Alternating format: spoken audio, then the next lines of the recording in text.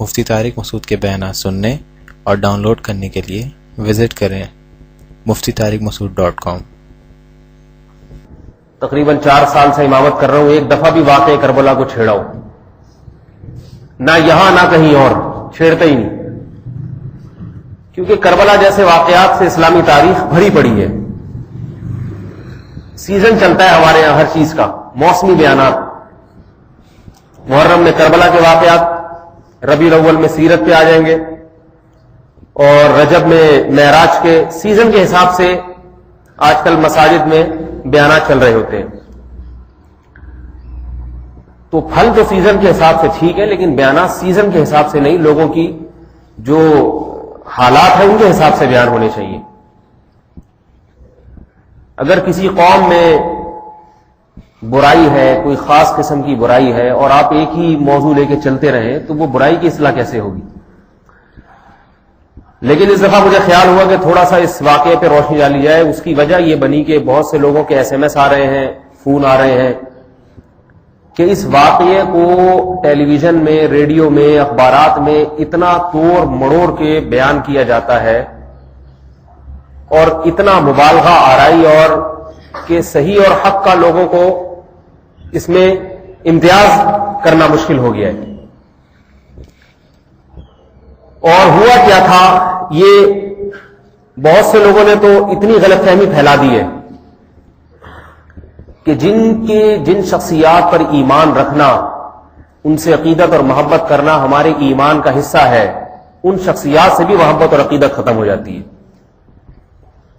اس لیے مجھے ارادہ ہوا کہ آج تھوڑا سا مختصر لفظوں میں میں اس کو کربلا کے واقعات پہ جو صحیح تحقیقی واقعہ ہے بیان کرنے کو، تو لوگوں نے معلوم نہیں کیا کیا بیان کر دیا۔ جیسے اس زمانے میں پہلی بات تو یہ ذہن میں رکھیں کہ ویڈیو کیمرے ایجاد نہیں ہوئے تھے، کوئی ایسا لائیو پروگرام کوئی نہیں بیان کر سکتا کہ امام حسین گھوڑے پہ بیٹھے، پھر ایک قدم گھوڑا آگے گیا، پھر امام حسین نے دائیں طرف مڑ کے دیکھا، پھر بائیں طرف دیکھا، پھر سامنے دیکھا۔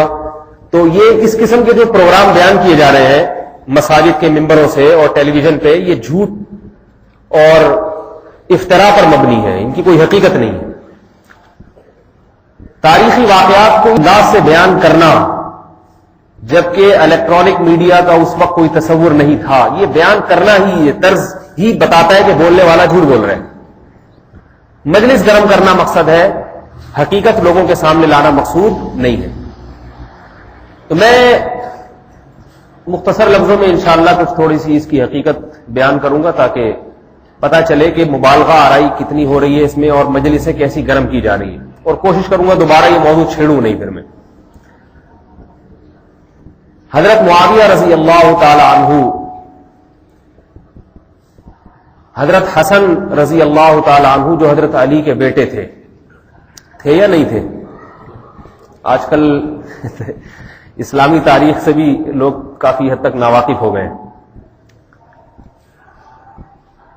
حضرت علی رضی اللہ تعالی عنہ کی شہادت کے بعد حضرت حسن تقریباً 6 مہینے کے بعد حضرت حسن حضرت معاویہ کے ہاتھ پہ بیعت ہو گئے تھے۔ حضرت حسن بھی حضرت علی کے بیٹے آل رسول میں سے، اور بیعت کس کے ہاتھ پہ ہوئے؟ حضرت معاویہ کے ہاتھ پہ۔ صحیح بخاری اور دوسری احادیث کی صحیح کتابوں سے یہ بات ثابت ہے۔ لوگوں نے حضرت حسن رضی اللہ تعالی عنہ سے ایک سوال کیا کہ حضرت آپ کے والد کی جس سے لڑائیاں رہی ہیں، آپ کے ان کے ہاتھ پہ بیعت ہونے میں ذلت اور شرمندگی کی بات ہے۔ تو حضرت حسن نے جواب دیا، اخترت العار علی النار، میں دنیا کی ذلت برداشت کر سکتا ہوں، جہنم کی آگ برداشت نہیں کر سکتا، کیونکہ اگر میں بیعت نہیں ہوتا تو مسلمان آپس میں اسی طرح لڑتے رہیں گے اور خلافت پہ جمع نہیں ہوں گے مسلمان۔ حضرت حسن بیعت ہوئے تو حضرت حسن کے ساتھ اور بھی ہزاروں لوگ جو حضرت علی کے حامی تھے، وہ تمام کے تمام حضرت معاویہ کے ہاتھ پہ بیعت ہو گئے، اور تمام کے تمام مسلمانوں کا چند ایک کو چھوڑ کے تمام کے تمام مسلمان ایک خلیفہ اور ایک امیر پر حضرت حسن کی برکت سے جمع ہو گئے، اور اس خلیفہ اور اس امیر کا نام کیا تھا؟ بتائیے بھائی. حضرت معاویہ رضی اللہ تعالی عنہ، جن کو آج رافضی لوگ معاذ اللہ گالیاں دیتے ہیں، برا بھلا کہتے ہیں. حضرت معاویہ رضی اللہ تعالی عنہ کے ہاتھ کے تمام صحابہ بیعت ہوئے، چند صحابہ کو چھوڑ کے. وہ چند صحابہ انگلیوں پہ ان کے نام گنے جا سکتے ہیں. نام بھی بتا دیتا ہوں آپ حضرات کو. ایک عبداللہ ابن عمر، نمبر 2 عبداللہ ابن عباس، نمبر 3 عبداللہ ابن زبیر، اور نمبر 4 حضرت حسین جو حضرت حسن کے بھائی تھے. یہ 4 صحابہ دیگر صحابہ کی نسبت عمر میں کم تھے، نوجوان تھے، کیونکہ یہ نبی علیہ الصلوۃ والسلام کے دور میں کم عمر تھے، بچپنا تھا ان میں. رسول اللہ صلی اللہ علیہ وسلم کے انتقال کے بعد جب یہ اختلافات ہوئے ہیں تو حضرت حسن جب بیعت ہوئے حضرت معاویہ کے ہاتھ میں تو تمام کے تمام صحابہ بیعت ہوئے سوائے ان 4 صحابہ کے. دوبارہ نام بتا دیتا ہوں. حضرت عبداللہ بن عمر، عبداللہ بن عباس، عبداللہ بن زبیر، اور چوتھے حضرت حسین. کم عمر تھے یہ چاروں. حضرت معاویہ رضی اللہ تعالی عنہ نے ان حضرات کو تلوار کی طاقت سے بیعت پر مجبور بھی نہیں کیا. کیوں نہیں کیا؟ اس لیے کہ یہ رسول اللہ صلی اللہ علیہ وسلم کے بہت قریبی لوگ تھے. لیکن انہوں نے بیعت سے انکار تو کیا مگر حضرت معاویہ کے خلاف بغاوت نہیں کی، کوئی محاذ بنانے کی کوشش نہیں کی، اپنا الگ تھلگ ہو گئے. حضرت معاویہ مختصر میں بتا رہا ہوں، وقت بھی کم ہے اور جو صحیح سند سے جو باتیں ثابت ہیں تاکہ حقائق کا پتہ چلے یہ ہوا کیا ہے اور اس میں تڑکا کتنا لگایا گیا ہے. سمجھ میں آ رہی ہے نا؟ خطیب لوگ تڑکے لگا کے. ہمارے ہاں سمپل طریقے سے کوئی چیز پکا کے پیش کر دی جائے مزہ نہیں آتا جب تک ٹماٹر اور دہی کا اس میں تڑکا نہ لگایا جائے. صحیح ہے نا؟ تو اس لیے کوشش کر رہا ہوں تڑکے کے بغیر آپ کے سامنے رکھ دوں جو حقائق ہیں. حضرت معاویہ رضی اللہ تعالی عنہ نے اپنی زندگی میں ہی اپنے بیٹے یزید کو ولی عہد بنایا تاکہ مسلمانوں میں بعد میں دوبارہ اس مسئلے میں اختلاف نہ ہو. اور یزید کو حضرت معاویہ نے وصیت کی، یہ تاریخی کتابوں سے صحیح سند سے یہ بات ثابت ہے، وصیت کی کہ 4 آدمیوں کا خیال کرنا. نمبر 1 عبداللہ ابن عمر، کہا کہ یہ بزرگ شخصیت ہے، یہ حکومت اسلامیہ کو نقصان نہیں پہنچا سکتے، اللہ والے آدمی ہیں، ان کو اپنے کاموں میں لگے رہنے دو. نمبر 2 عبداللہ ابن عباس، یہ عالم شخص ہیں، متبحر فی العلم ہیں، یہ اپنے علمی کاموں میں لگے رہیں گے، تمہیں نقصان نہیں پہنچائیں گے. نمبر 3 حضرت حسین، یہ رسول اللہ صلی اللہ علیہ وسلم کے نواسے ہیں، ان کی فضیلت کا اعتراف کرنا اور ان کے ساتھ ادب و احترام والا معاملہ رکھنا. اور چوتھے عبداللہ بن زبیر، ان کے بارے میں کہا کہ یہ ذرا سیاسی مزاج کے ہیں اور ان سے تمہاری حکومت کو خطرہ ہو سکتا ہے، مستقبل میں یہ بغاوت کر سکتے ہیں، تھوڑا سا ان سے ذرا ہوشیار رہنا. بعد میں حضرت عبداللہ بن زبیر رضی اللہ تعالیٰ نے بغاوت کی بھی اور حجاج بن یوسف کے دور میں آپ کو شہید کر دیا گیا. اس کے بعد حضرت حسین رضی اللہ حضرت معاویہ کا جب انتقال ہوا ہے تو خلافت آئی تھی یزید کے ہاتھ میں، اور یزید پوری دنیا جو عالم اسلام اس وقت دمشق، مصر، شام، دمشق شام ہی کا علاقہ تھا، کوفہ، بصرہ، یہ تمام علاقوں میں مسلمانوں کی جو امیر المومنین اور خلیفۃ المسلمین جس کے ہاتھ میں سب نے بیعت کی وہ اس کو یزید کے نام سے یاد کیا جاتا ہے. مکہ اور مدینہ میں حضرت حسین رضی اللہ تعالی عنہ کے چاہنے والے بہت زیادہ تھے اور حضرت حسین رضی اللہ تعالی عنہ بیعت کے لیے، یزید کی بیعت کے لیے آمادہ نہیں ہوئے. کیوں آمادہ نہیں ہوئے؟ واللہ عالم. بغاوت بھی نہیں کی لیکن بیعت بھی نہیں کی، نہ بغاوت کا ارادہ نہ بیعت کا، اپنا آرام سے. تاریخ میں ایک شخص کا نام جس پر تمام مورخین متفق ہیں، جو در حقیقت یہودی تھا اس نے اسلام قبول کیا صرف دکھانے کے لیے. اس یہودی کا نام تھا عبداللہ بن سبا. شاید آپ حضرات نے کبھی نام سنا ہو.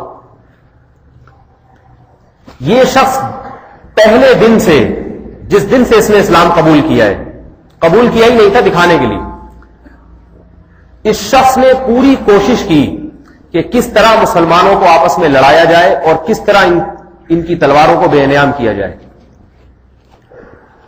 یہ شخص دمشق بھی گیا، مصر بھی گیا، کوفہ بھی گیا، تمام مسلمانوں کے شہروں میں گیا اور جا کے یہ بات بتائی کہ دیکھو، جب محمد صلی اللہ علیہ وسلم کی آل اولاد زندہ ہے، نبی کے نواسے زندہ ہیں، نبی کے اہل بیت زندہ ہیں، تو ایک شخص جو نبی کے خاندان کا نہیں ہے وہ ہم پر خلافت کیوں کر رہا ہے؟ حالانکہ شریعت کی تعلیمات یہ ہیں، صحیح بخاری صحیح مسلم کی حدیث ہے کہ مسلمان جب ایک امیر پہ جمع ہو جائیں، کسی کو خلیفہ تسلیم کر لیں، تو آپ صلی اللہ علیہ وسلم نے فرمایا، صحیح بخاری صحیح مسلم کی حدیث، کہ اس کے خلاف جو بھی کھڑا ہو، فرمایا اس کو قتل کر دو، کائنم من کان، دو جو مرضی ہو، تاکہ مسلمانوں کی صفوں میں اتحاد برقرار رہے اور مسلمانوں میں آپس میں لڑائی نہ ہو. اسلام میں اتحاد پر اس قدر زور ہے کہ محمد صلی اللہ علیہ وسلم نے فرمایا، اسمعوا واطیعوا ولو سلط علیکم رجل حبشی کأن رأسہ ذبیبہ، فرمایا تم پر حبشی غلام مسلط کر دیا جائے، اس کا سر پچکا ہوا ہو، ایسا جس کا جغرافیائی یعنی خد و خال یہ ہو، ڈیزائننگ اس قسم کی ہو، حرکتیں تو بات کی چیز ہے. فرمایا جب وہ امیر بن جائے، کیسا ہی کیوں نہ ہو، فرمایا اس کی اطاعت کرو، اس کی فرما برداری کرو اور اس کے عمل کو اللہ کے حوالے کر دو، اللہ خود اس کے گناہوں سے اس کا انتقام لے گا، تاکہ مسلمان متحد رہیں، آپس میں تلواریں نہ چلیں.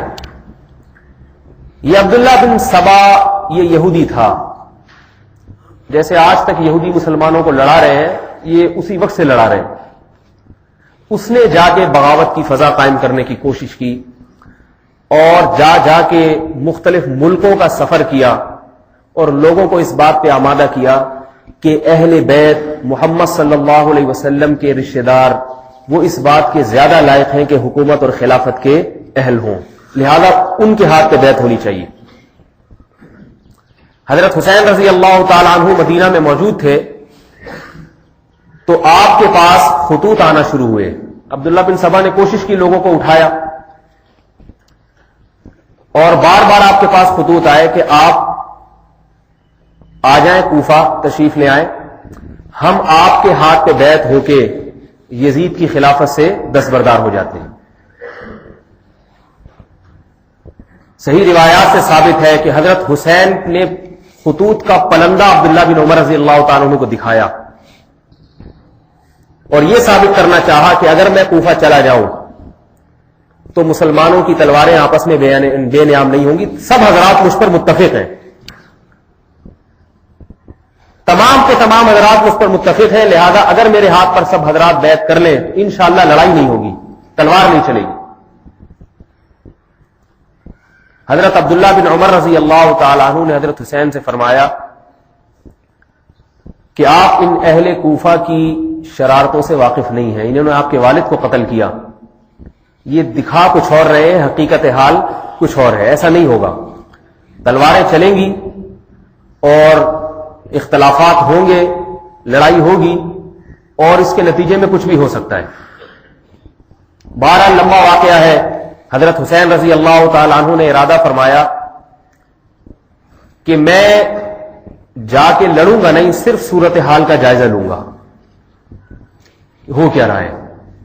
یہ بات خوب اچھی طرح ذہن نشیں رکھیے کہ حضرت حسین خلیفۃ المسلمین کے خلاف تلوار چلانے کے لیے نہیں نکلے تھے. وہی بات جانتے تھے، نبی علیہ السلام کی حدیث ان کے سامنے تھی کہ مسلمانوں میں آپس میں خون بہانا، امیر کے خلاف بغاوت کرنا یہ جرم ہے.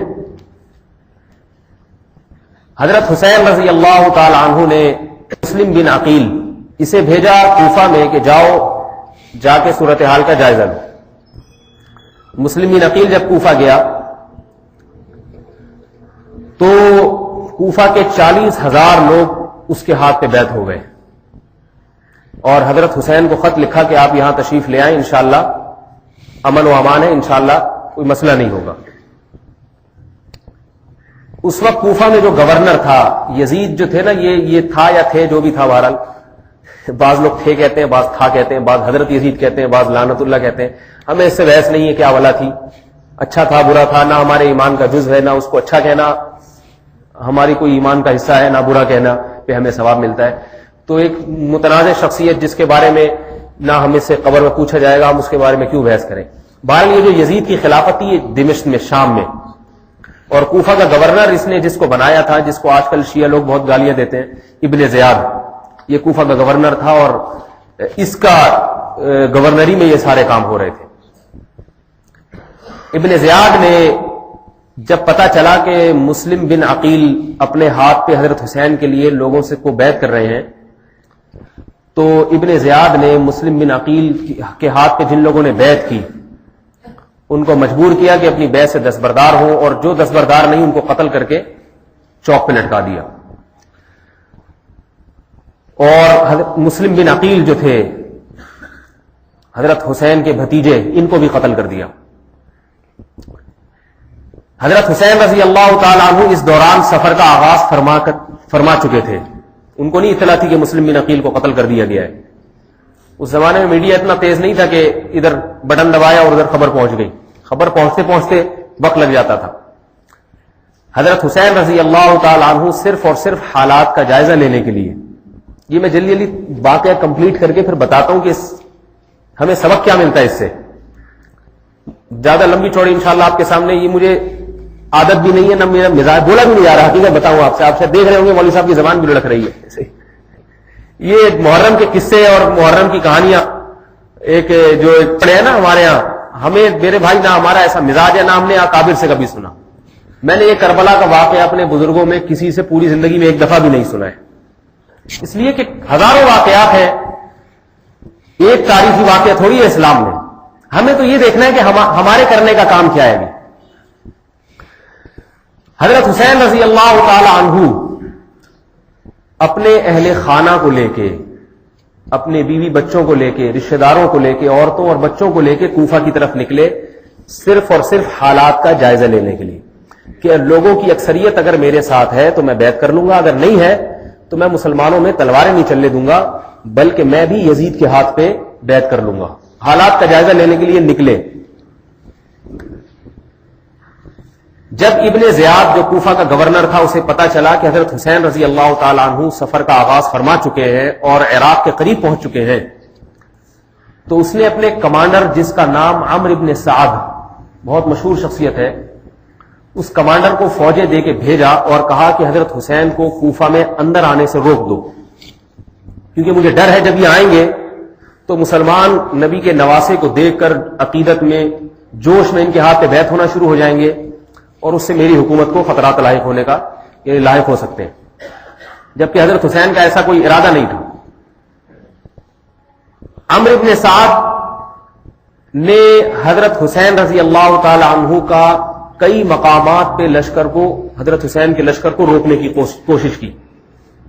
حضرت حسین بار بار اسے یہ باور کراتے رہے کہ میرا مقصد لڑائی نہیں ہے، لیکن چونکہ گورنر کا یہ آرڈر تھا کہ حضرت حسین کو کوفہ میں داخل نہ ہونے دیا جائے، تو کربلا کے میدان میں آ کے حضرت حسین رضی اللہ تعالی عنہ کو روک دیا گیا، اور عمرو ابن سعد کی فوجوں نے چاروں طرف سے حضرت حسین کے جو لشکر تھا اس کو گھیر لیا.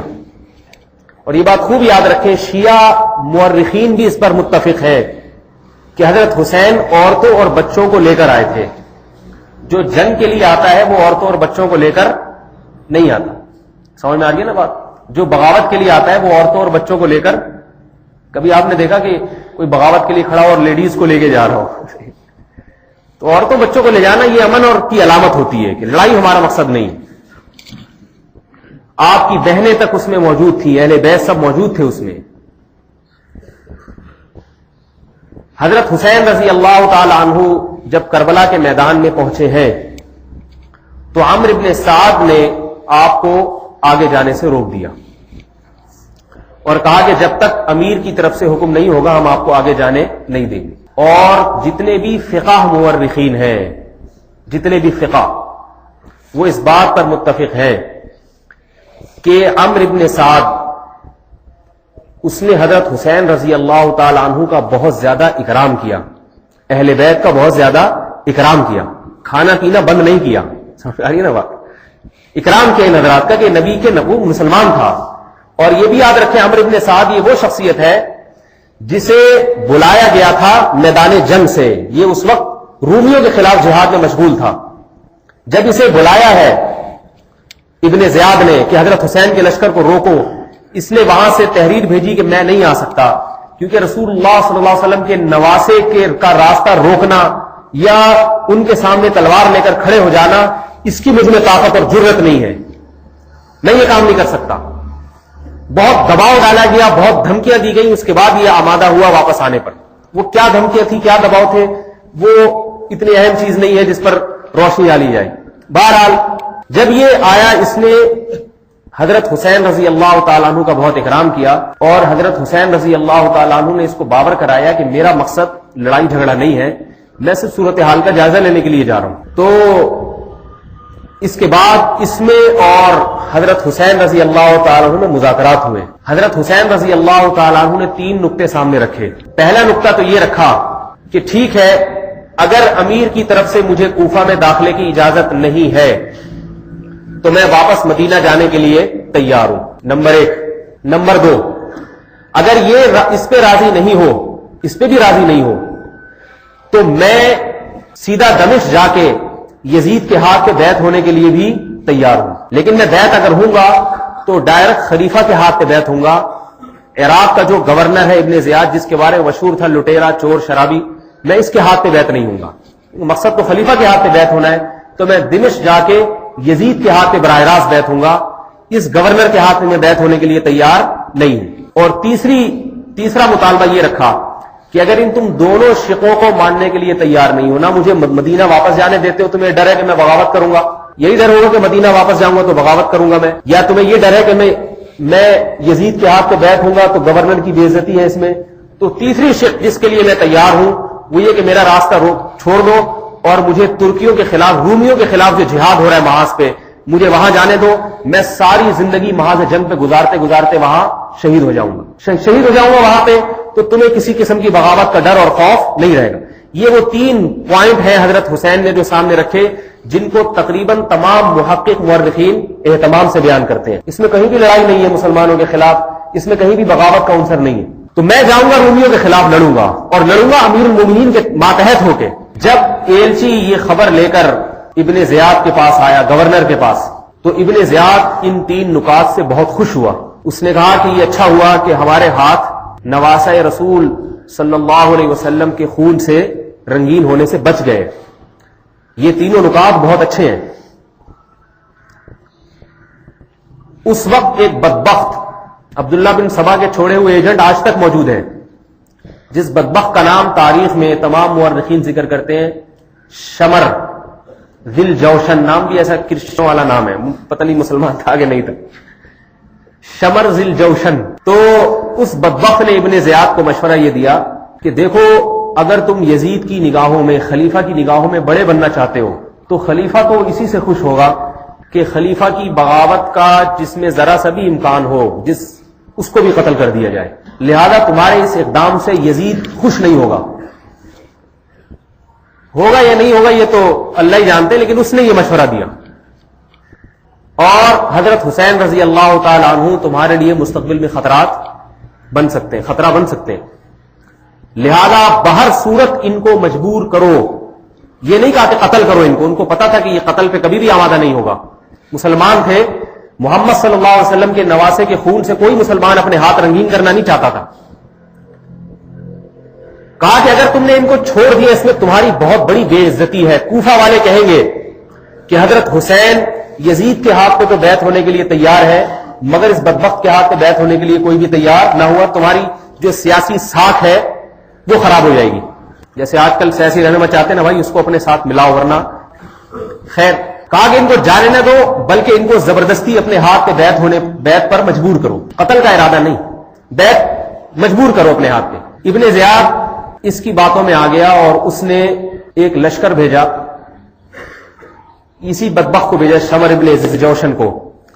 کہا کہ عمرو ابن سعد کو خط لکھ کے بھیجا کہ عمرو بن سعد کو کہو کہ حضرت حسین رضی اللہ تعالی عنہ کو زبردستی اس بات پہ مجبور کرے کہ وہ میرے ہاتھ پہ کوفہ میں آ کے بیعت ہو جائیں.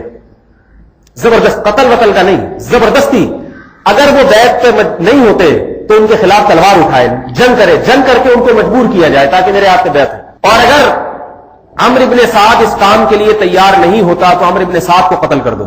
جب یہ جو تھا شمر ذی الجوشن یہ آیا ہے کربلا میں، تو یہ جو عمرو بن سعد تھا یہ سمجھ گیا کہ اب یا تو مجھے حضرت حسین کے خلاف جنگ کرنی پڑے گی اور ان کو بیعت پر مجبور کرنا پڑے گا، ورنہ مجھے بم دھماکے سے اڑا دیا جائے گا. آج کل تو بم دھماکے سے اڑاتے، اس زمانے میں تلوار سے اڑایا جاتا تھا. مجھے اڑا دیا جائے گا. لہذا اس نے حضرت حسین رضی اللہ تعالی عنہ کو مجبور کیا اور کہا کہ حضرت میں اپنے ہاتھ رنگین نہیں کرنا چاہتا اہل بیت کے خون سے. بہت زور لگایا اس نے کہ آپ براہ مہربانی آپ اس ابن زیاد کے ہاتھ پہ بیعت ہو جائیں، ورنہ میری زندگی کو بھی خطرہ ہے اور اس میں جو ہے بہت مسائل کھڑے ہوں گے. حضرت حسین رضی اللہ تعالیٰ نے فرمایا نہیں.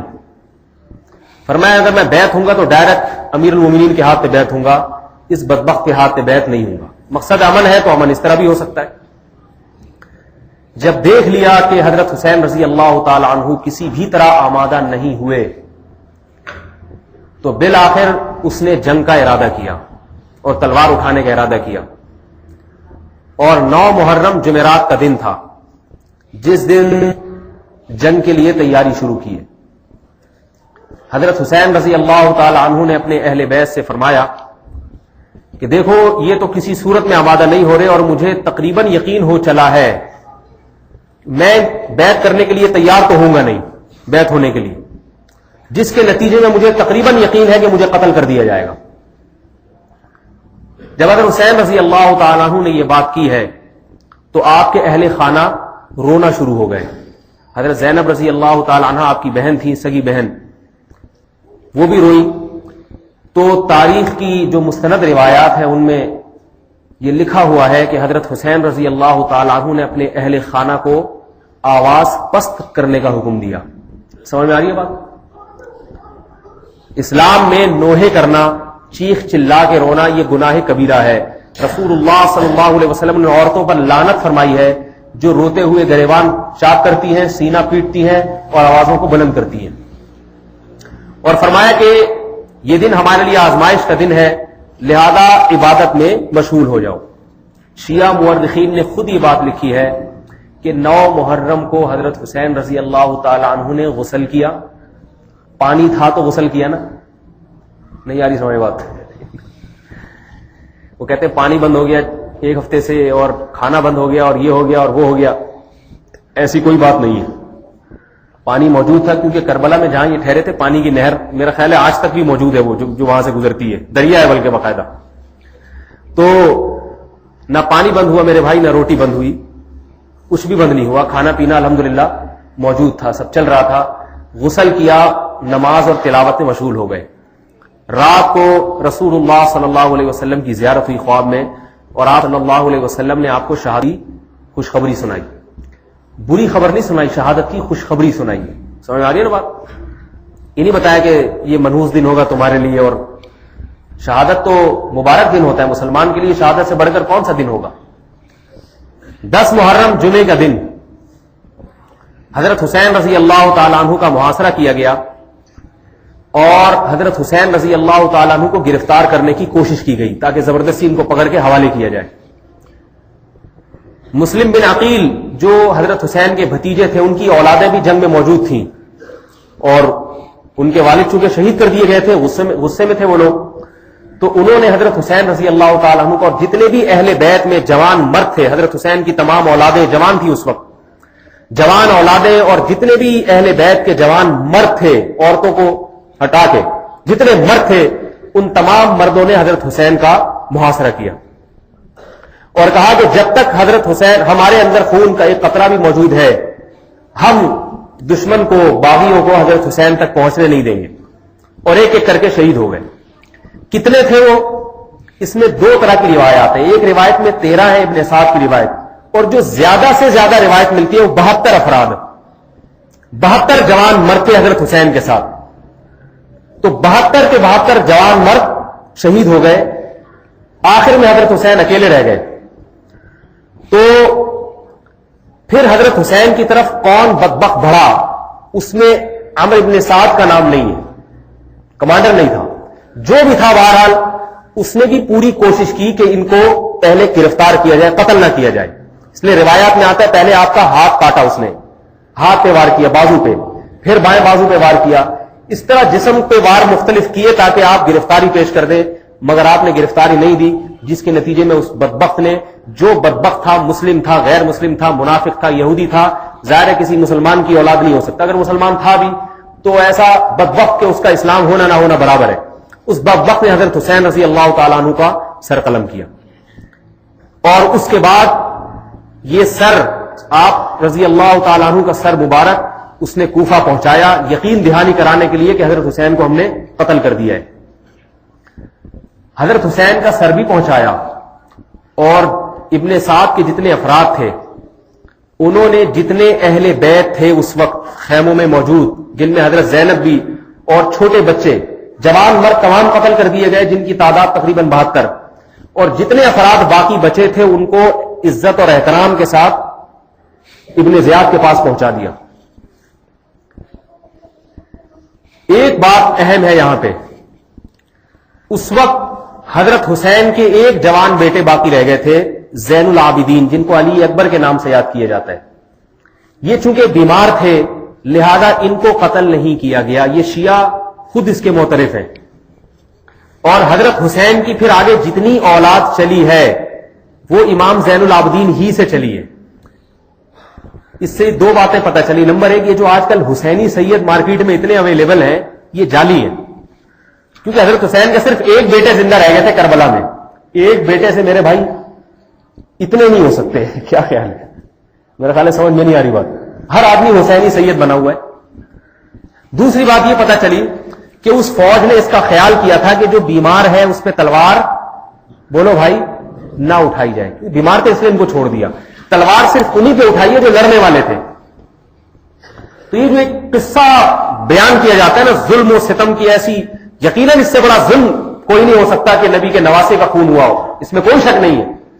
اور جس نے قتل کیا وہ دنیا کا سب سے بڑا اس وقت روئے زمین پر اس سے بڑا بدبخت دنیا میں کوئی نہیں تھا, اس میں بھی کوئی شک نہیں ہے. لیکن میرے بھائی جس طرح قصے سنا کے تڑکا لگا کے واقعے کو بیان کیا جاتا ہے اس طرح واقعہ ہے نہیں. پانی بند ایک شیعہ بیان کر رہا تھا کربلا کا واقعہ, ان کا مقصد ہے عوام کو رلانا, کیونکہ بیچاروں کے پاس پورے سال کرنے دھرنے کے لیے کچھ ہوتا نہیں. ایک محرم ہی ہوتا ہے جس میں کربلا کا واقعہ سنا کے خود بھی روتے ہیں, پبلک بھی روتی ہے. اگر یہ محرم کا میں کربلا ان سے چھین لیا جائے تو بیچاروں کے پاس کچھ بچے گا نہیں. عوام بیٹھے گی کس موضوع پر بیان سنے گی, تو کوئی بیواؤں کے حقوق یا یتیموں کے حقوق یا کوئی, یہ تو بیچاروں کے لغت میں ہے ہی نہیں.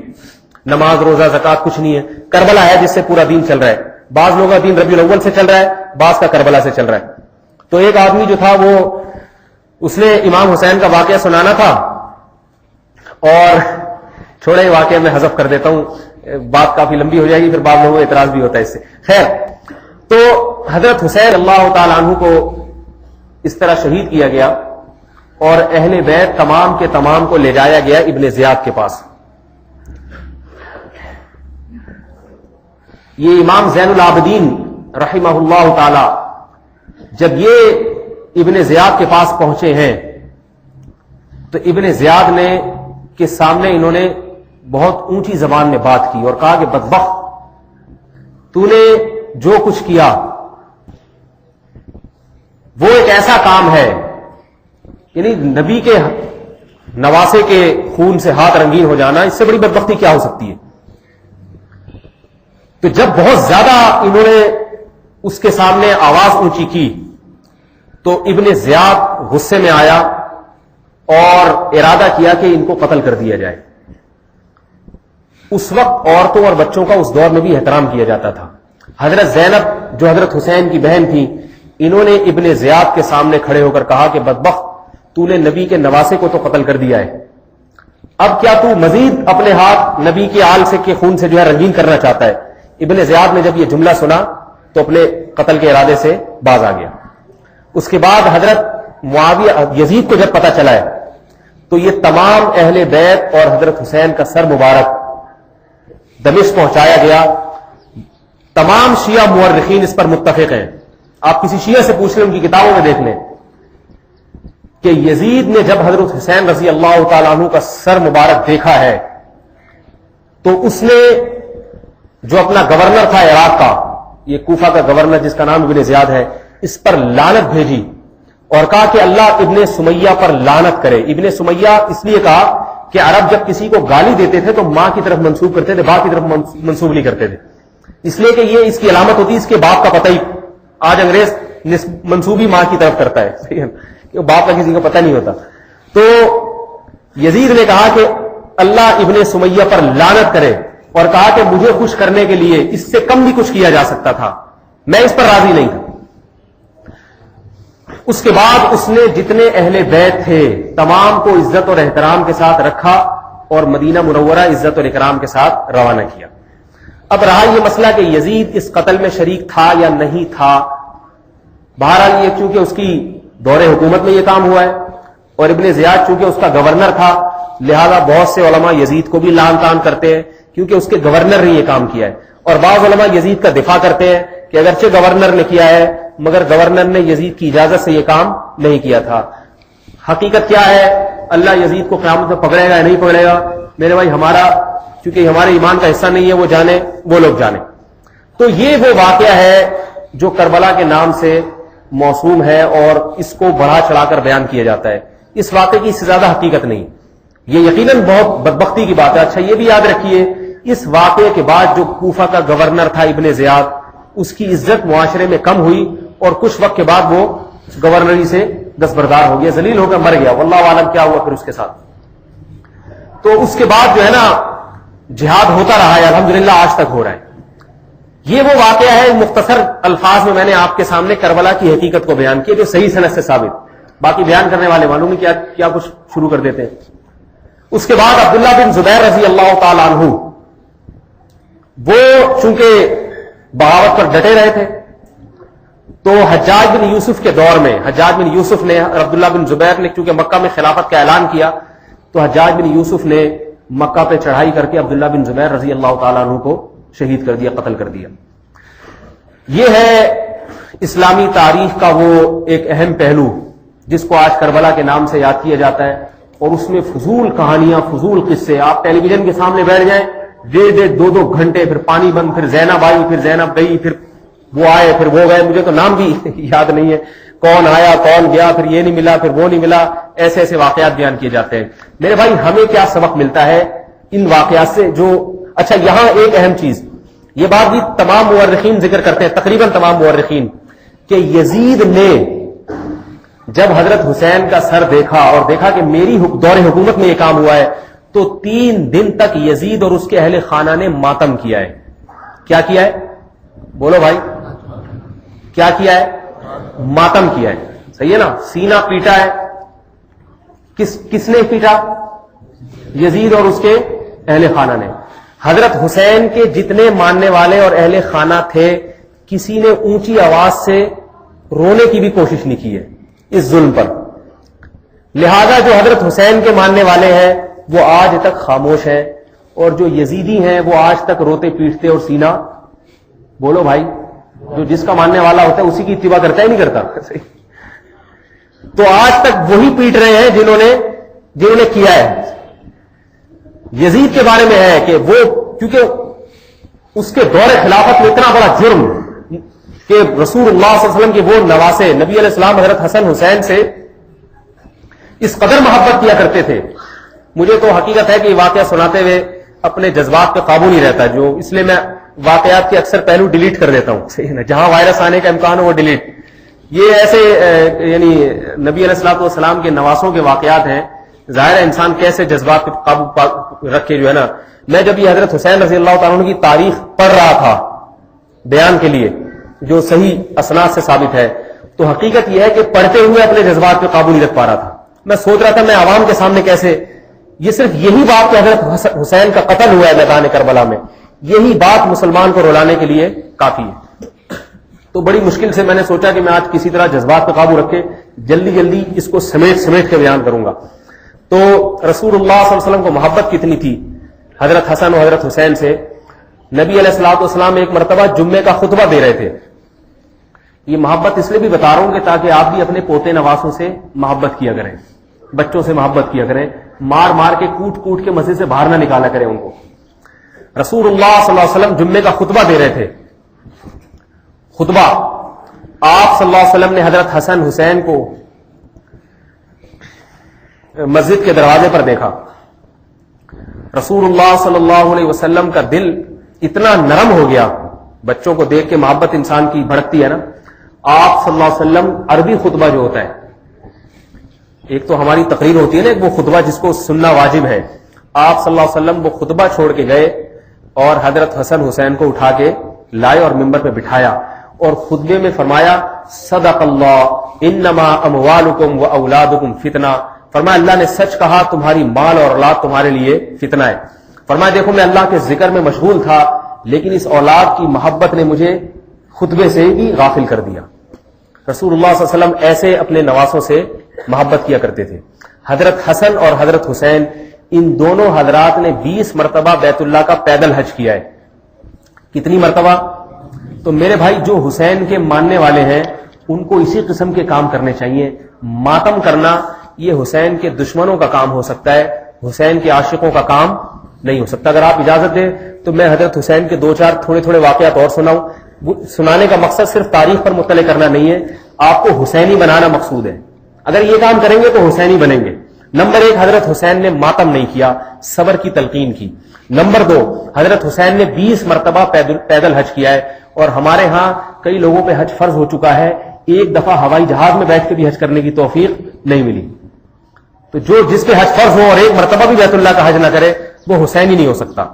حضرت حسن و حسین رضی اللہ تعالیٰ عنہ کی ایک خاص بات جس کو مورخین ذکر کرتے ہیں بہت زیادہ، وہ تھی سخاوت۔ بلکہ سب سے پہلے رسول اللہ صلی اللہ علیہ وسلم نے حضرت حسن حسین کو جنت کی بشارت دی اور حضرت حسن کے بارے میں بشارت دی۔ فرمایا اللہ میرے اس بیٹے کے ذریعے، میری اس اولاد کے ذریعے مسلمانوں کے 2 گروہوں میں صلح کروائے گا۔ حضرت علی، حضرت معاویہ مسلمانوں کے 2 گروہ تھے، حضرت حسن کے ذریعے دونوں کے گروہوں میں صلح ہوئی ہے۔ تو مسلمانوں میں اتفاق اور اتحاد کی کوشش کرنا یہ کس کی سنت ہے؟ بولو بھائی، حضرت حسن حسین کی۔ اور اختلافی باتیں کر کے صحابہ کو گالیاں دے کے اختلاف پیدا کرنا معاذ اللہ، اور انتشار پیدا کرنا، ایک دوسرے کے اکابر کو گالیاں دینے سے بتاؤ اتفاق پیدا ہوتا ہے یا انتشار پیدا ہوتا ہے؟ کھلے عام مجالس میں ابو بکر کو گالیاں دی جا رہی ہوں، عمر ابن خطاب کو گالیاں دی جا رہی ہوں، عثمان غنی کو گالیاں دی جا رہی ہوں، اور توقع یہ رکھی جائے کہ ملک میں امن ہوگا، شیعہ سنی بھائی بن کے رہیں گے، تو میرے بھائی یہ صرف کہنے کی باتیں ہو سکتی ہیں، ان کا حقیقت سے کوئی تعلق نہیں ہو سکتا۔ بھائی بنانے کے لیے کچھ کام بھائی چارگی جیسے کرنے پڑتے ہیں۔ وَلَا تَسُبُّوا الَّذِينَ يَدْعُونَ مِن دُونِ اللَّهِ، قرآن کہتا ہے کہ تم ان بتوں کو گالیاں نہ دو، کیونکہ تم ان کے بتوں کو گالیاں دو گے تو تمہارے رب کو یہ گالیاں دینا شروع ہو جائیں گے، لہذا بتوں کو گالیاں دینا چھوڑ دو۔ ہمارا قرآن ہمیں اس قدر اتحاد کی تعلیم دیتا ہے کہ ان کے بتوں کو گالیاں دینے سے روک رہا ہے، تو ہم ان کے بت کو اگر برا نہیں کہہ سکتے تو کوئی ہمارے ان صحابہ کو جو رسول اللہ صلی اللہ علیہ وسلم کے ساتھی تھے، جنہوں نے رسول اللہ صلی اللہ علیہ وسلم کی معیت میں جہاد، تو میرے بھائی ان کو گالیاں دینا یہ کس قدر حرام اور کس قدر گناہ ہوگا، اور اس سے کیا ملک میں اتفاق اور اتحاد کی امید کی جا سکتی ہے کہ ایسی حرکتوں سے؟ تو حضرت حسن رضی اللہ تعالی عنہ نے حضرت معاویہ کو خلیفہ برحق نہیں سمجھتے تھے، مگر اس کے باوجود اس لیے حضرت معاویہ کے ہاتھ پہ بیعت ہوئے تاکہ مسلمان ایک خلیفہ پر متحد ہو جائیں اور مسلمانوں کی تلواریں آپس میں نہ چلیں۔ تو جو شخص حضرت حسن حسین کے راستے پر چلنے والا ہوگا وہ مسلمانوں کو متحد کرنے کی باتیں کرے گا، توڑنے اور تلواروں کی باتیں نہیں کرے گا، آپس میں پھوٹ ڈالنے کی باتیں نہیں کرے گا۔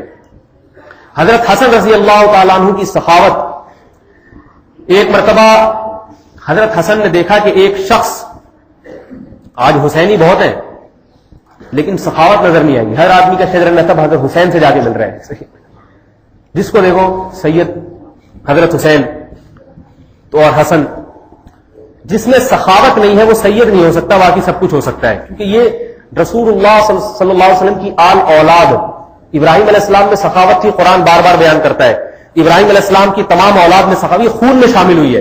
تو یاد رکھو جس کے خون میں سخاوت نہیں ہے وہ سید نہیں ہو سکتا جو چاہے ہو. یہ خون میں منتقل ہوئی ہے سخاوت نبی کی اولاد میں. حضرت حسن رضی اللہ تعالی عنہ کی سخاوت کا ایک واقعہ لکھا ہوا ہے کہ ایک مرتبہ آپ نے دیکھا کہ ایک شخص اپنے باغ میں، ایک شخص ہے جو اس کے سامنے بھوکا کتا بیٹھا ہوا تھا. یہ شخص روٹی کا ایک لقمہ خود کھاتا ہے اور ایک لقمہ کتے کو کھلا رہا ہے باغ میں. حضرت حسن نے اس سے پوچھا کہ تم ایسا کیوں کر رہے ہو؟ اس نے کہا کہ ایک جانور میرے سامنے کھڑا ہے، میں خود کھاؤں اور وہ مجھے للچائی ہوئی نگاہوں سے دیکھوں، میری غیرت یہ برداشت نہیں کرتی. میری غیرت برداشت نہیں کرتی کہ میں کھا رہا ہوں اور کتا مجھے للچائی ہوئی نگاہوں سے دیکھے، لہذا میں نے کھانے میں اپنے ساتھ اس کو بھی شریک کر لیا. وہ شخص تھا غلام، غریب آدمی، مالک نے ایک دو روٹی دی ہوگی کھانے کے لیے، اس میں سے آدھی کتے کو کھلا رہا ہے. حضرت حسن نے کہا کہ اگر یہ شخص اس جانور کا اتنا خیال کر سکتا ہے اور اس میں غیرت ہے تو مجھے اس سے زیادہ غیرت کا اور سخاوت کا مظاہرہ کرنا پڑے گا. اور کہا کہ تو کس کا غلام ہے؟ اس نے بتایا فلاں کا. حضرت حسن اس کے پاس گئے اور اس کو غلام کو خرید کے آزاد کیا اور وہ پورا باغ خرید کے اس غلام کے حوالے کر دی. یہ ایک واقعہ نہیں، درجنوں واقعات ہیں ایسے. میں بھی سنانا شروع کروں گا تو وقت ختم ہو جائے گا. حضرت حسن رضی اللہ تعالی عنہ نے ایک عورت کو طلاق دی. 4 بیویاں تھیں نا، یہ بات بھی ذہن میں رکھیں. حضرت حسن حسین دونوں چار بیویاں رکھتے تھے. خلفائے راشدین میں کسی کی بھی ایک بیوی نہیں تھی، سب کی 4. اور صحابہ میں کوئی ایک صحابی بھی ایسا نہیں جس کی ایک بیوی ہو. تو صحابہ کا راستہ 2 3 بیویوں والا ہے. ساری زندگی ایک بیوی والا راستہ صحابہ کا راستہ نہیں ہے. ہمارا یہ راستہ ہو سکتا ہے، صحابہ کا نہیں ہے. بہرحال بس یہ اتنا ہی کافی ہے، زیادہ ہو جاتا ہے برداشت سے لوگوں کی باہر ہو جاتا ہے معاملہ. تو یہ صحابہ کی سنت ہے. حضرت حسن کی ساری زندگی، حضرت حسن رضی اللہ تعالی عنہ سے زیادہ مصروف کون ہوگا؟ فجر کی نماز کے بعد بیٹھتے تھے ذکر اللہ کے لیے، اشراق تک ذکر اللہ میں مشغول رہتے تھے. ذکر اتنا کرتے تھے، عبادت رات کی الگ، علم الگ. اپنی اولاد کو علم کے راستے پر لگایا اور فرماتے تھے کہ تم علم حاصل کرو اس لیے کہ آج تم چھوٹے ہو، کل تمہیں قوم کا مقتدا اور رہبر بننا ہے. 20 مرتبہ پیدل حج اور جنگوں میں شرکت علیحدہ. ان تمام چیزوں کے باوجود بیویاں کتنی؟ آج سارا دن گھر میں پڑے رہتے ہیں، کرنے دھرنے کا کوئی کام ہوتا نہیں ہے، پھر بھی کہتے ہیں ٹائم نہیں ہے. باقی سارے کاموں کے لیے، گرل فرینڈ سے باتیں کرنے کے لیے ٹائم ہے، پیسے بھی ہیں. گرل فرینڈ کو موبائل خرید کے دیں گے، طارق روڈ سے شاپنگ کرائیں گے. بیوی رکھ کے عزت اور اہتمام کے ساتھ اس کو کھلانے کی صلاحیت آج کے مسلمان میں ختم ہو گئی. گرل فرینڈ رکھنے سے پہلے کوئی نہیں دیکھتا کہ مہنگائی ہے یا نہیں ہے. شادی کرنے سے پہلے وہ مہنگائی بہت ہے بھائی، بیوی نہیں افورڈ کر سکتے. تو میری 8 گرل فرینڈیں کہاں سے افورڈ ہو رہی ہے بھائی؟ خیر یہ ایک الگ موضوع ہے، اس کا بھی تعلق ہے یہ حضرت حسن حسین سے. تو حضرت حسن نے ایک زوجہ کو طلاق دی. تو طلاق دینے کے بعد تاکہ اس کی دل شکنی نہ ہو، آج ہمارے یہاں طلاق دینے کے بعد دھکے دے کے نکالا جاتا ہے اور اس کا سارا جہیز بھی قبضے میں رکھ لیا جاتا ہے. حضرت حسن نے طلاق دی تو 100 باندیاں دی اس کو اور 10,000 دینار اشرفیہ سونے کی ہوتی تھی اس زمانے میں. آج کل تو نوٹ ہوتے ہیں نا کاغذ کے، جب گورنمنٹ کہہ دے یہ معطل تو یہ ان کو چائے میں ڈبو ڈبو کے بھی نہیں کھا سکتا، اس قابل بھی نہیں ہے. وہ اوریجنل مال ہوتا تھا سونے. اور شہد کے مٹکے 100، اتنا مال دے کے بھیجا. جب اس زوجہ کو یہ سارا مال ملا تو اس نے کہا کہ متاع قلیل فی حبیب مفارق. فرمایا جس محبوب سے جدائی ہو رہی ہے اس محبوب کے مقابلے میں یہ بہت تھوڑا ہے. یہ مال ہے لیکن جس بڑی شخصیت کے نکاح سے میں محروم ہو گئی اس کے مقابلے میں یہ کچھ بھی نہیں. تو حضرت حسین نے جواب میں فرمایا، حضرت حسن نے جب یہ قاصد نے یہ پیغام پہنچایا، حضرت حسن نے فرمایا اگر میں نے طلاق بائن نہ دی ہوتی، نکاح ختم نہ کیا ہوتا تو میں رجوع کر لیتا اس سے. اس زمانے میں یہ تھا کہ طلاق دے دی تو دے دی. آج کل ایسا ہوتا ہے دیتے ہیں پھر غیر مقلدین کے پاس جا کے حلال کروا کے لے آتے ہیں اس کو. سمجھ آئیے نا بات؟ اس سے میرے بھائی بیوی حلال نہیں ہو جاتی. طلاق کلاشن کوف کی گولی کی طرح ہے، چل گئی تو کوئی مولوی اس کو نکال کے باہر نہیں لگا سکتا. مولوی کا کام بیویوں کو حلال کرنا. جس نے 3 طلاقیں بیوی کو دے دی تو بھی سمجھ لو بم دھماکہ مار دیا اس نے. صحیح ہے نا؟ اب کسی مولوی کے پاس جا کے اس کو حلال کرنے کی اگر کوشش کی تو بیوی حلال نہیں ہوگی. یوں سمجھے کہ زنا تو آپ حلال کر کے کرنا شروع کر دو گے. زنا کو زنا سمجھ کے کرو کم گناہ ہے, اور زنا کو حلال کا لیبل لگا کے کرو تو اس میں کفر کا خطرہ ہے. 3 طلاقیں اگر دے دیے, ایک وقت میں دی ہو یا مختلف اوقات میں دی ہو, تو بیوی ہمیشہ کے لیے حرام ہو جاتی ہے. یہ بات خوب ذہن میں رکھیں. اس لیے طلاق دینے سے پہلے انسان کو 100 دفعہ سوچنا چاہیے. بہرحال تو حضرت حسین رضی اللہ تعالیٰ عنہ کی جو سیرت ہے اس میں سخاوت ملے گی آپ کو, یتیموں کی کفالت ملے گی, بیوگان سے نکاح اور شادیاں ملیں گی آپ کو اس میں, اور حضرت حسن و حسین رضی اللہ تعالیٰ عنہ میں بردباری, قوت برداشت. جب حضرت حسن کو شہید کیا گیا ہے تو حضرت حسن کا جب جنازہ اٹھا تو خلیفہ جو تھا مروان وہ رو پڑا جنازہ دیکھ کر. کسی نے کہا کہ تو زندگی بھر ان کی مخالفت کرتا رہا ہے اور آج ان کو دیکھ کے روتا کیوں ہے؟ تو ہمیشہ ان کی مخالفت, تجھے ڈر تھا کہ بغاوت نہ کر دیں, رو کیوں رہا ہے؟ ان کو برا بلا بھی کہتا تھا تو زندگی میں. تو خلیفہ نے کہا کہ میں ایک ایسے شخص کو برا بلا کہتا تھا جس میں برداشت کی قوت پہاڑ سے بھی زیادہ تھی. یہ جذبات سے مغلوب ہونے والے نہیں تھے. ایسے شخص کو میں برا بلا کہتا تھا جس میں برداشت کی طاقت پہاڑ سے بھی زیادہ تھی. بردباری اور برداشت آج ہمارے معاشرے میں برداشت نہیں ہے. ایک بم پھٹتا ہے تو بم سے اتنا نقصان نہیں ہوتا, احتجاجاً جتنی دکانیں جلا کے نقصان ہو جاتا ہے. تو حسین کو ماننے والے احتجاج میں دکانیں نہیں جلاتے, صبر اور برداشت سے بولو بھائی کام لیتے ہیں. حضرت حسن میں کتنی قوت برداشت تھی. ایک دفعہ حضرت حسن کو خلیفہ برا بلا کہہ رہا تھا تو جھگڑا ہو رہا تھا حضرت حسن سے. خلیفہ نے کی ناک نکلی تو خلیفہ نے ناک جو ہے نا سیدھے ہاتھ سے صاف کی. حضرت حسن نے دیکھا کہ یہ غلطی ہے, فوراً فرمایا کہ ناک الٹے ہاتھ سے صاف کرنی چاہیے. یعنی یہ اس کی علامت ہے کہ اس موقع پر بھی نصیحت کا آپ نے موقع ہاتھ سے جانے نہیں دیا. وہ حیران ہوا کہ یہ کس قدر بردبار ہے اور کس قدر ان میں قوت برداشت ہے. تو میرے بھائی آج ہماری قوم برداشت سے باہر ہو گئی. برداشت والی پالیسی, جہاں پھٹنا چاہیے وہاں پھٹتے نہیں ہے, پھٹو جا کے ادھر, یہ چینل پھر تبدیل ہو جاتا ہے, پھر واپس لانا مشکل. ابھی آپ نے دیکھا ہوگا امریکی یہ جو قندھار آپریشن شروع ہوا ہے امریکہ میں, یہ ادھر افغانستان میں قندھار آپریشن شروع ہوا ہے. بڑی اس کی خبروں کو اچھالا گیا ہے کہ آخری آپریشن ہو رہا ہے.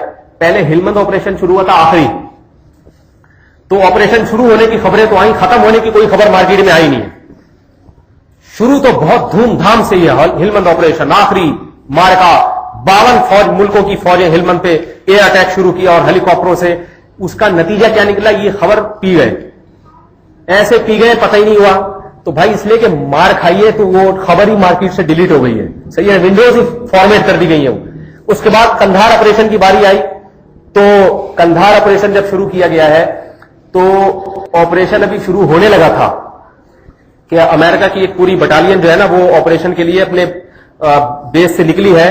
تو کسی سرکھرے پٹھان نے جا کے ایک ٹرک بم سے, یعنی ایک افغانی نے کیا کیا کہ بارود سے بھرا ہوا ایک ٹرک دور لے کے کھڑا ہوا تھا. وہ موقع دیکھ رہا تھا یہ نکلے اور میں پھٹوں جا کے.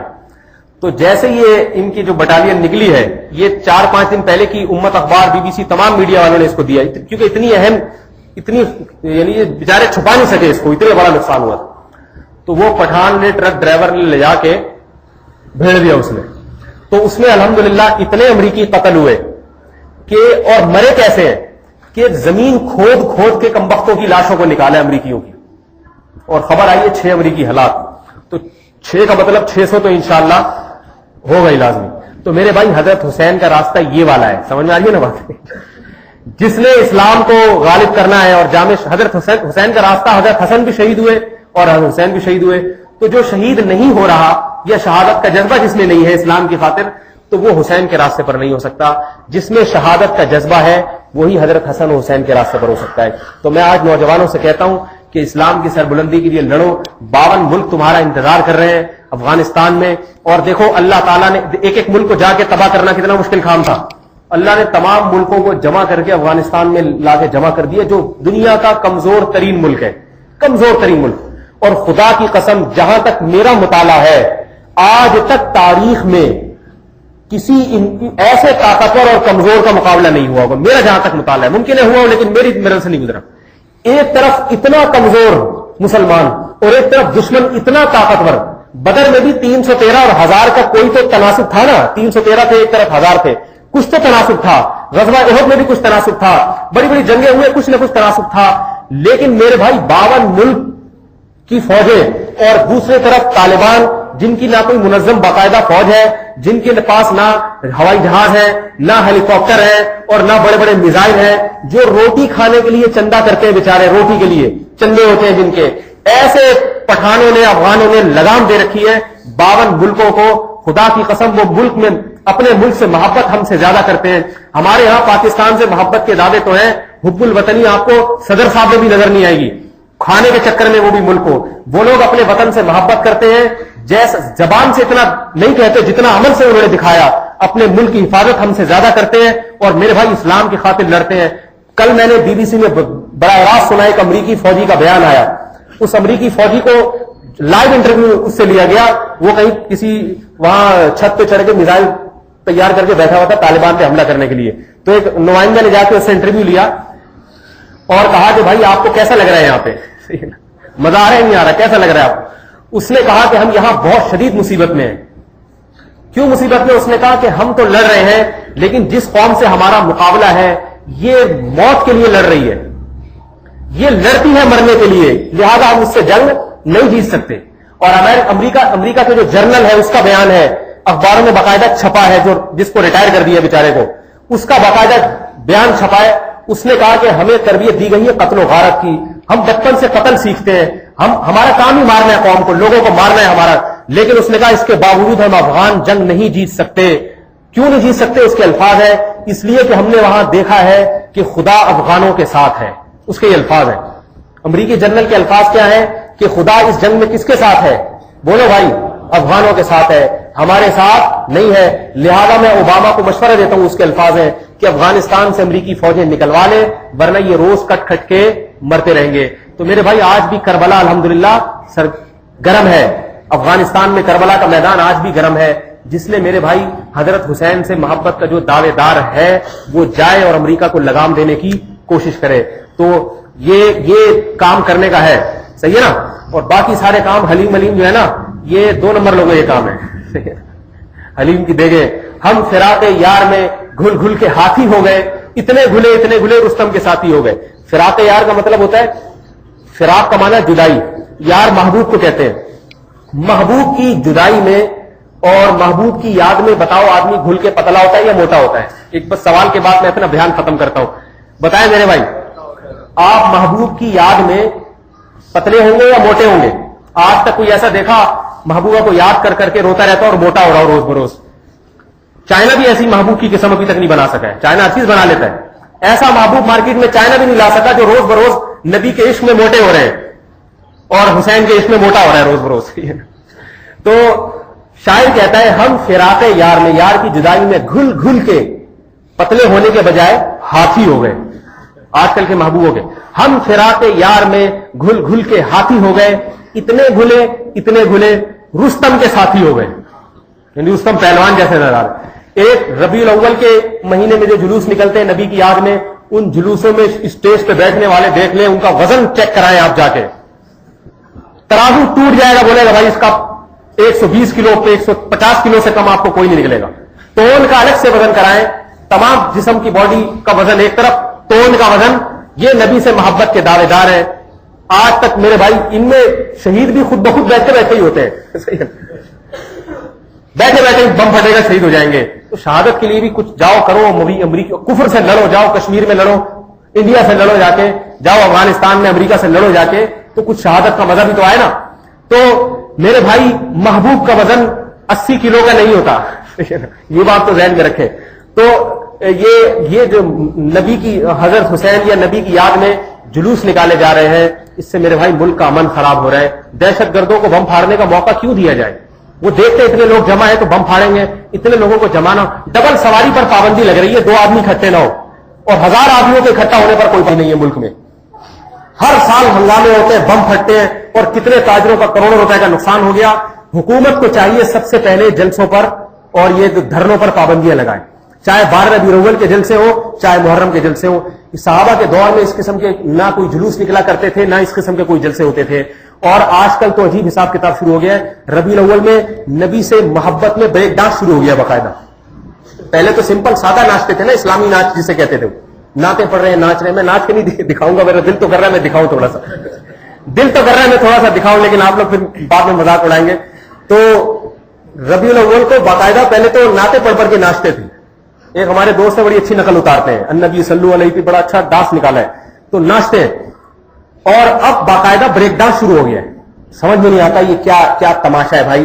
یہ نبی کی یہ ناچنا گانا گویوں کی طرح، میراسیوں کی طرح. میرے بھائی میراسیوں کا اسلام سے کوئی تعلق نہیں. یہ مراسی جو تھے نا، یہ ایک نیچ نسل کی قوم ہے، خاندان ہے، ہمیشہ گانے بجانے والے ہوا کرتے تھے. یہ میراسیوں کا اسلام سے کوئی تعلق نہیں ہے. تو چھوڑ دو یہ کنڈے منڈے، یہ حلیم کی دیگیں اور یہ ربیع الاول کے حلوے مانڈے چھوڑ دینے چاہیے. میرے بھائی یہ باتیں، ہمارے نبی 27 مرتبہ گھوڑے کی پشت پہ سوار ہو کے میدان جنگ میں لڑے ہیں.